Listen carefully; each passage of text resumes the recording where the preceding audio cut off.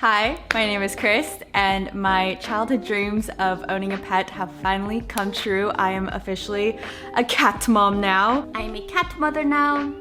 I've only had my baby for a few months now, but here is what it's been like so far and some important things that I've learned in case you're interested in adopting a kitten, or even if you're not, I hope you enjoy this video because I think the world needs to be more educated about cats. They are very misunderstood and highly fascinating creatures.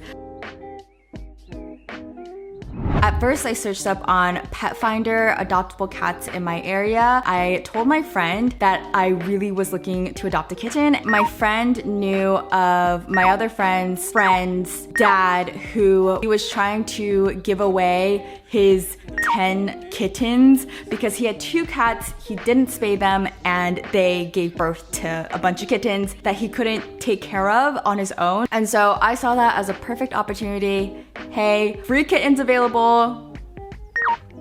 Sign me up. So, the cat guy texted me today saying 4 kittens are adopted already that are at 6 weeks and they're from the first litter and only 2 are left. I worry you might not like them because they're not so cute. But if you want cute ones from the second litter, which are now 4.5 weeks, you better pick it up next week. The 2 kittens available now are not looking cute, literally. But he's like, up to you though. I'm like, what does that mean? So I ask if he can send photos of the 2 kittens, and the first photo that he sends me of this kitten, I'm immediately in love. Like, that's my baby. I'm just like, I've seen so many pictures of kittens by now, but I've never felt this emotionally attached to one.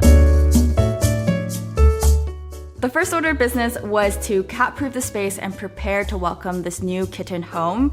And so this included getting rid of any toxic houseplants. I also ordered some essential cat supplies that I needed, which turns out the main things you need is food. I asked the previous owner what he's been feeding her, and it was a combination between wet and dry food, so that's what I bought. I also got a shallow food bowl and water bowl and a food and water bowl placemat. Very important, you will need a litter box, preferably at least 1 litter box per cat. I ended up getting 2 litter boxes to put in the bedroom and in the bathroom.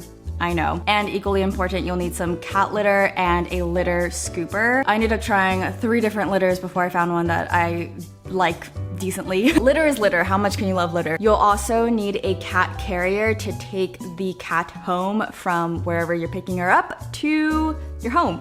And it also helps if you have a cat tower and a cat scratcher because your cat will be scratching. What I didn't know is that you don't necessarily need a cat bed because this whole couch is now my cat's bed. I'll get into that. Basically, I ended up getting a cat bed that she never ever steps foot in.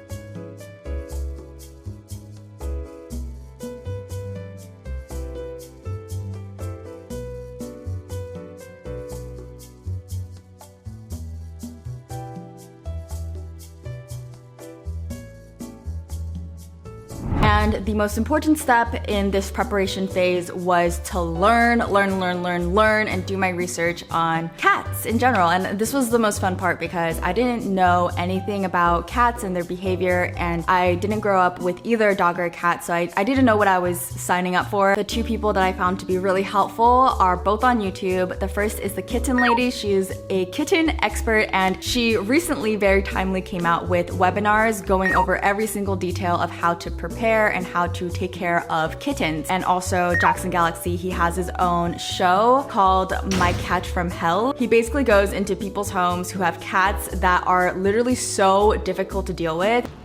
Hi, sweetie. It's okay.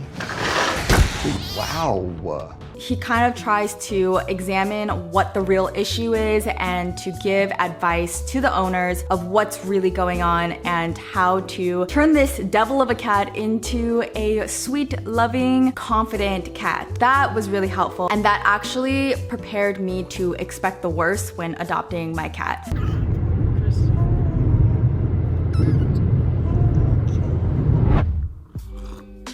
Let's talk about the journey of bringing my cat home because it was a journey. Week 1 was a journey. So meeting my cat for the first time, we drove to the owner's home, we wore a mask, we got to meet her, and immediately she was running away and hiding. The owner actually lets the cats go outside in the backyard, so she had a ton of fleas on her, really bad. So the first day or two, I really wanted her to feel comfortable and cater to her. When we first brought her in here and opened her carrier, she immediately scurried on over under our media console. So that's why it's very important to prepare your home, block your unders. It was first the media console and under our bed. Those were the 2 spots that she stayed in for the first few days, and she did not want to come out at all. She was incredibly shy. She was meowing constantly. She was so itchy because she had a ton of fleas on her. It was disgusting. Her eyes the entire time were super dilated and anxious, and she just looked really sad and tired. It was so strange because I did not expect this at all. I thought worst case scenario, we'll take her home and she will be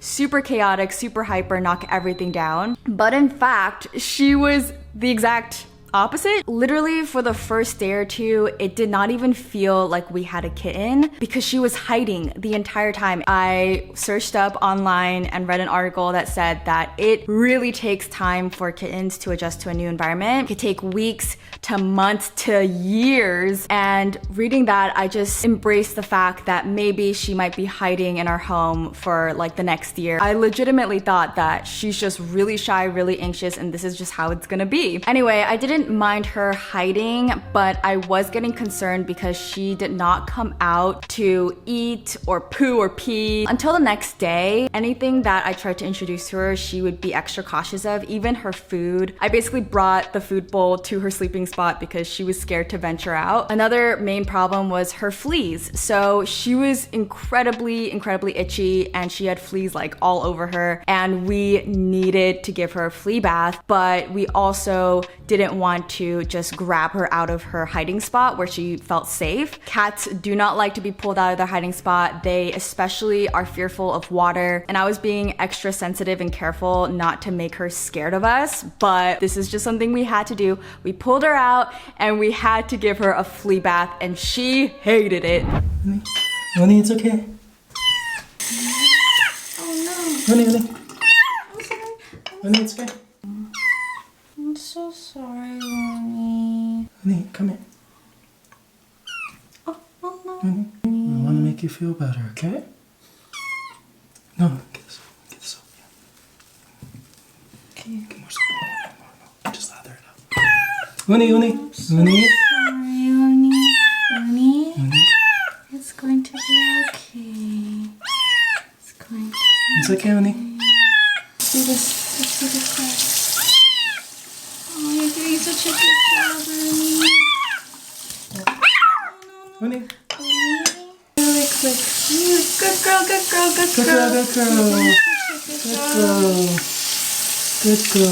Okay, you're done. This is a lot. Come on. Wait, on his nose. How am I supposed to get that? Oh, I don't know if he does for this. I think to focus. Good job, honey. Oh my goodness. It's okay. So cutie. Dude, what do you do about the underbelly? Underside too. We couldn't get the underside. Okay. Should we go? For the first few weeks, we were constantly combing her. We had to vacuum the whole place down and spray the flea spray. We had to give her flea medication. And then a few weeks after, we found out that she had some digestion issues. So we were feeding her 3 different medicines for like 2 weeks or so. That's just something to be aware of when you're adopting a kitten, is you never know what kind of issues that they will also come with. But you know, that's just something that you have to be financially and mentally and emotionally prepared for. Now she's a lot healthier and happier. On day 3, she finally pooed, which I was celebrating. I literally took photos of her poo. I am such a cat mom, making sure that they were healthy, but she was really, really constipated. I basically wrote down a little kitten diary every day to track her progress, and I documented all of her little victories because every single day she was getting more comfortable, more confident enough to explore new places in the home, and that just made me so happy,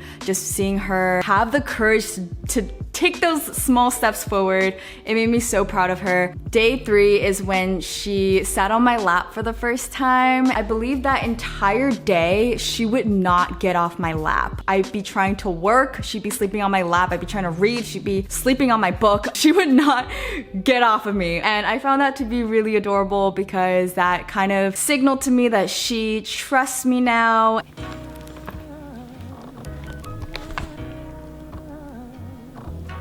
I wanted to introduce you guys to my cat. She's sleeping right now, so I don't want to bug her. Her name is Uni. She's otherwise known as Uni Bear. Pretty baby, unicorn, Uni Bussum, Oons, Uni Baboony, Uni Booty, you cutie booty. Uni. You get the point. I think once you become a cat mom or mom in general, you literally stop caring about how insane you sound. When I talk to my cat, I sound really happy. Let's put it that way. But we named her Uni because she, number 1, looks like Uni. She's controversial like Uni. You either hate Uni or you love Uni. Cats in general are a little bit, you either like them or you don't. She may be spiky on the outside, but on the inside, she's buttery sweet. She's very playful, very curious and affectionate. I consider her a tortico because I cannot tell for the life of me if she is a tortoiseshell cat or a calico cat. Both aren't a breed of cat, it just refers to the color of their coating. So she is tricolored. From the back side, she completely looks like a tortoiseshell cat, but then when you look at her from the front side, she has a white chest and belly area, and then she has orange fur right under her eyes. Those are her little Uni cheeks, and I was on the fence of getting either a black cat, an orange cat, or a white cat, and she happens to be 3 in 1, so worked out perfectly. And someone told me on my cat's Insta story that Uni means rest in Estonian, so I thought that was so cute because she's the absolute most adorable when she's resting. And then the other day, my husband pointed out that when you spell Uni, it spells U-N-I, and I didn't even know that. And now for the part of the video that I've been meaning to get to. This is everything that I wish I knew before adopting a kitten. I did see several of these videos, but there were additional things that I learned along the way that I wish someone would have warned me about. I don't know. They're not all bad things. Number 1, Uni is now my new alarm clock, which is good and sometimes frustrating. Cats in general really like their routine, so it keeps me accountable to be on top of it, of when I feed her, when I sleep, when I wake up, because the earlier I feed her last meal at night, the earlier she will wake up. So she will sometimes wake up between 5 to 7 a.m. Now I try to feed her midnight to 1 a.m. and then she'll wake up a little bit later. That's also because we choose not to free feed her. It's kind of cute because sometimes I'll be dead asleep and she'll be all up in my face sniffing me and basically letting me know that she wants to either play or eat or just acknowledge her presence. Playing with your cat is such an important part of bonding with them. If you're going to adopt your cat, you will have to adapt your schedule to fit in at least like 10 to 15 minutes a few times a day to play with them. The raw cat needs to hunt. It's in their DNA. So if they aren't able to expend that energy, they might release that energy in aggressive ways that you may not like. So to play with your cat, you do not need fancy toys at all. This toy right here, I believe is like $2 to $3 off of Amazon, and it is one of the most popular cat toys because it recoils back and she likes to destroy these little cardboard pieces. I don't know what it is. Be willing to love your cat more than your possessions. I kind of already gave up. My cat is a scratcher. She does not ever scratch her actual cat scratcher because she loves to scratch. She'll scratch our couch, she'll scratch our rug. Literally, I don't know where all of our pens go or my rubber bands because she will hide them like under the couch or in the couch. She loves playing with pens. She loves playing with wires. She bit through my earphones. She loves slippers and strings. She loves corners. She loves corners of anything, whether it's of books, tables, chairs, laptops, phones, pillows, and she also likes to climb. So she will climb our window screen. She will climb all the way up in a matter of seconds. And then she also tries to climb our curtain. Kitten frap is real. It stands for frenetic random activity period. Cats are nocturnal creatures. When she's in her frap mode, she is caffeinated. It's so funny. She will chase her own tail. She will pounce on nothing. She'll get really paranoid. It's honestly really hilarious. I found that it is impossible to have banned areas with a kitten unless you strictly close them off with a literal door that they cannot open or a gate that's just impossible to hop over, because no matter how many gajillion times we will take her off of our bed or the dining table or my laptop, she will always go back to it because that's what she wants, and a cat will get what they want. At first, anytime we would let her on the bed, she would start peeing on our bed. And this would happen in the middle of the night, and then I'd have to put the bed covers in the laundry, and the next night she'd do it again. She'd pee on the bed, and it's sometimes hard to tell because she would look like she's sleeping, and then we look and we smell and we see that she has actually peed on our bed. I actually put sticky tape all around the bed. That did not work. We tried to be nice and civil about it and gently put her off the bed every time she would try to go on. That obviously didn't work, so we tried to be really strict and aggressive. That did not work. Essentially, after multiple times of her peeing on the bed and us washing the bed, she just suddenly stopped peeing on the bed. She never pees on the bed anymore. We just allow her to sleep on the bed. I guess there's truce. I guess she marked our bed enough. I never thought that I'd want to share my bed with a pet. I never thought I would actually allow it, but surprisingly, I like encourage her to come on the bed with me now. So I love her soft little body. I literally cater to her so much. She will literally put me in such uncomfortable positions, but I will not move because I do not want to disrupt her sleep. I honestly think she owns me more than I own her. Anytime that we are eating, she will be really curious and she'll need to give it a sniff. And now we just kind of let her sniff it. She's just curious. She just wants to sniff it. Or we like to have lemons on the table, and for some reason cats are repulsed by citrus, so she'll literally like back off if she smells lemons. So we just put lemons in her face.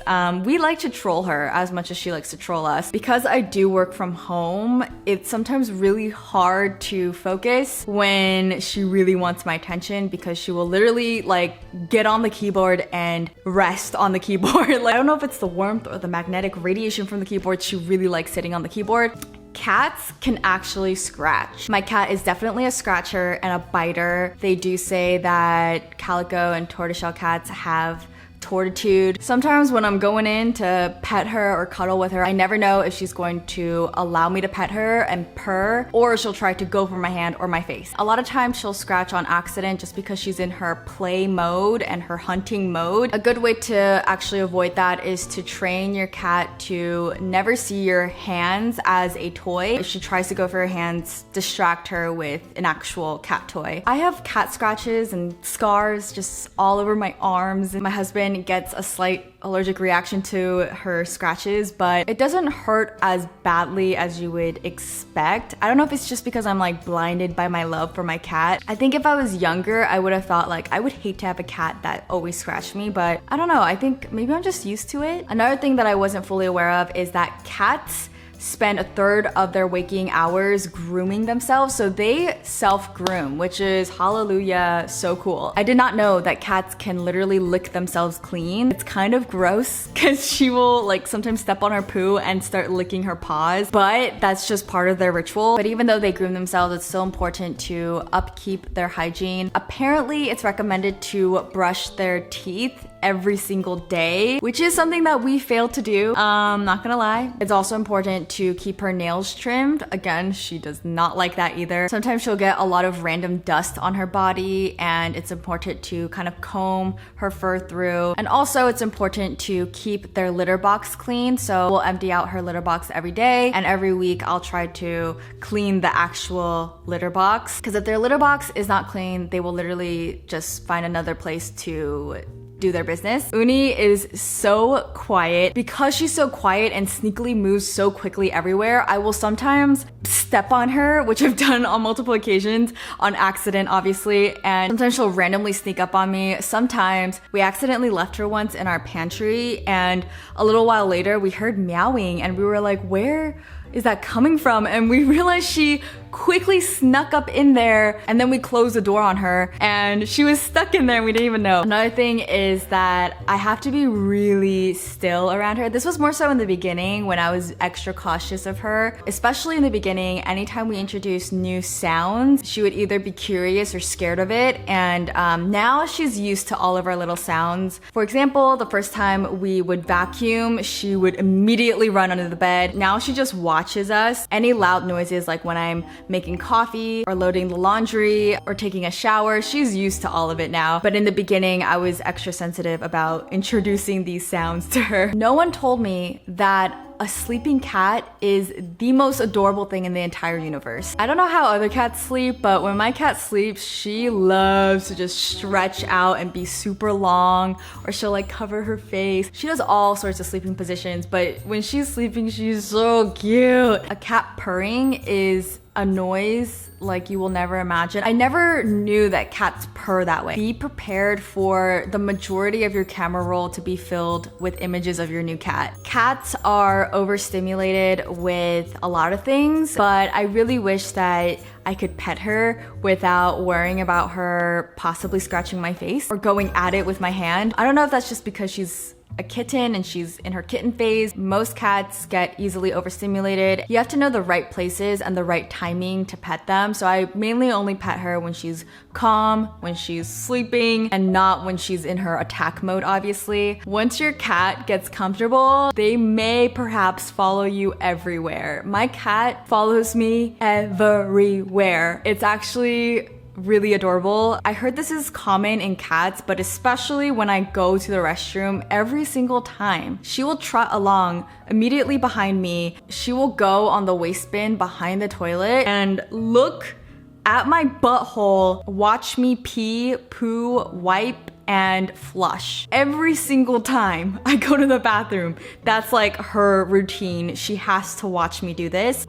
You little weirdo. But yeah, that's the level of friendship we have. And whenever I'm doing something new, she's so curious about what I'm up to. She's just as curious about me as I'm curious about her. And the other day I took a bath and she'll just perch over, she'll just sit there patiently watching what I'm doing, or anytime I'm eating, she'll just sit there. She has such good posture. I love that about her. She'll just sit there super polite, waiting for me to finish. And last but not least, despite any stressful thing that I mentioned about owning a cat, I did not know how much I would love my cat to death. Despite everything, despite all the battle scars that I have of her attacking me, despite her ruining my things and causing me to lose sleep, I cannot imagine life without her. She's a source of so much joy for me now, and she gives me a healthy dose of distraction when I need it sometimes. She reminds me that life doesn't have to be so serious. I could just laugh a little. She's so entertaining. I love seeing her reactions to everything. I love her touch. Her paws are the softest thing in the world. Her little toe beans. As you can tell, I'm very obsessed with her now. Everything with cats takes a bit of patience. She's still a kitten, so she's like a baby, and I had to realize that it's important to respect their personal space. It's important to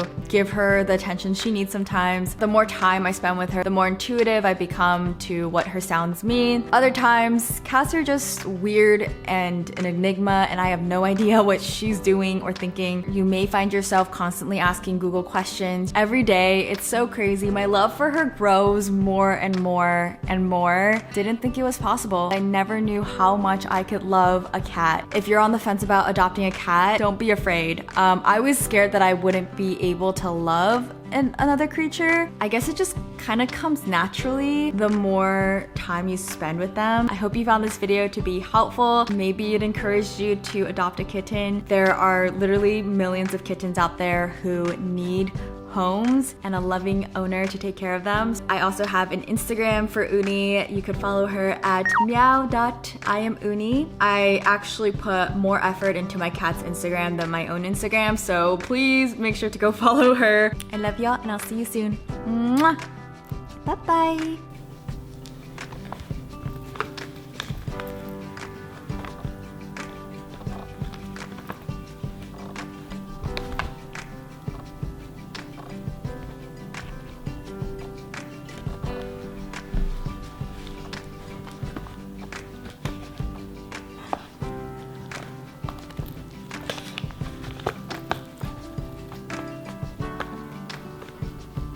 Uni.